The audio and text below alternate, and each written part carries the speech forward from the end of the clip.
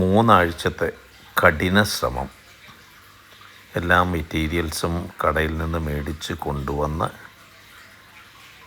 കുഴിച്ച് കാലിട്ട് മുകളിൽ കാണുന്ന ട്രെല്ലിസ് വലിച്ചു കെട്ടി 20 മീറ്ററോളം നീളവും 1.5 മീറ്ററോളം വീതിയുമുള്ള പന്തലിട്ടു കോവലിന് വേണ്ടിയിട്ട്.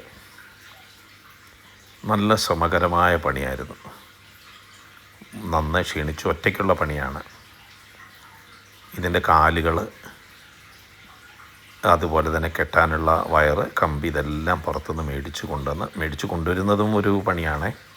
കാരണം നമുക്കതിനുള്ള വലിയ യൂട്ടോ അല്ലെങ്കിൽ നമ്മൾ നാട്ടിൽ പറയുന്ന പിക്കപ്പ് ടൈപ്പൊന്നും എൻ്റെ കയ്യിൽ ഇല്ലാത്തതുകൊണ്ട് അത് കൊണ്ടുവരുന്നത് ഒരു ബുദ്ധിമുട്ടായിരുന്നു. എനിവേ, ഓപ്പറേഷൻ സക്സസ് എന്ന് പറയാം. 3 ആഴ്ചയിലേറെ എടുത്തു എന്ന് വേണമെങ്കിൽ പറയാം. സമയം കിട്ടുന്നതനുസരിച്ച് ഓരോ ഐറ്റംസ് കൊണ്ടുവന്ന് വെച്ച് അതിന് കുഴിച്ച് കാല് ഉറപ്പിന് വേണ്ടിയിട്ട് സിമൻറ്റ് മേടിച്ചിട്ട് അങ്ങനെ ശ്രമകരമാണെങ്കിലും ഹാപ്പിയാണിപ്പം. അപ്പം കഴിഞ്ഞ 2 ദിവസം മുമ്പാണ് ഫിനിഷായത്. കോവലിൻ്റെ വള്ളിയിൽ നിന്ന് ഞാൻ താഴത്ത് ഓൾറെഡി പ്ലാന്റ് ചെയ്തു. ഇനിയിപ്പം വെയിറ്റ് ആൻഡ് സീ. ഒരു 3 മാസം 3.5 മാസം ഒരല്പം ഡെഡ് ഗ്രോവിങ് ടൈമാണ് ഇവിടെ. വളർച്ച വളരെ മന്ദഗതിയിലായിരിക്കും. എന്താണെന്ന് വെച്ച് കഴിഞ്ഞാൽ ഇത് പൊമേലോ ആണ്, കമ്പിളി നാരങ്ങ, ബബ്ലൂസ് എന്നൊക്കെ ചിലർ പറയാൻ തോന്നും.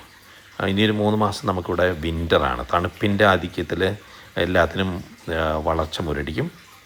അത് കഴിഞ്ഞാൽ, അതായത് ജൂലൈ ഓഗസ്റ്റ് പകുതിക്ക് ശേഷം വെതർ നന്നാവും. അപ്പം തൊട്ട് നമുക്ക് മാക്സിമം കോവയ്ക്ക പറിക്കാമെന്ന് തോന്നുന്നു. അങ്ങനെ 20 മീറ്റർ നീളമുള്ള 1.5 മീറ്റർ വീതിയുള്ള പന്തൽ. അത് ഈ മോഡലിൽ കാണുന്ന ട്രെല്ലിസ് ഞാൻ തന്നെ അത് അങ്ങനെ മേടിച്ചതല്ല കേട്ടോ. ഞാൻ തന്നെ അത് പാകിയതാണ്. ഇങ്ങനെ വള്ളി ഇൻ്റർലോക്ക് ചെയ്ത് പാകിയതാണ്. ഇത്ര ശ്രമകരമാണെങ്കിലും ഇപ്പോൾ കാണുമ്പോൾ എന്താ പറയുക, മനസ്സിന് നല്ലൊരു സന്തോഷമുണ്ട്.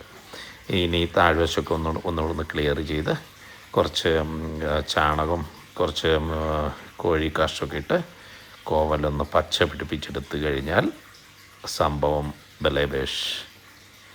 വീണ്ടും കാണാം. സ്വന്തം.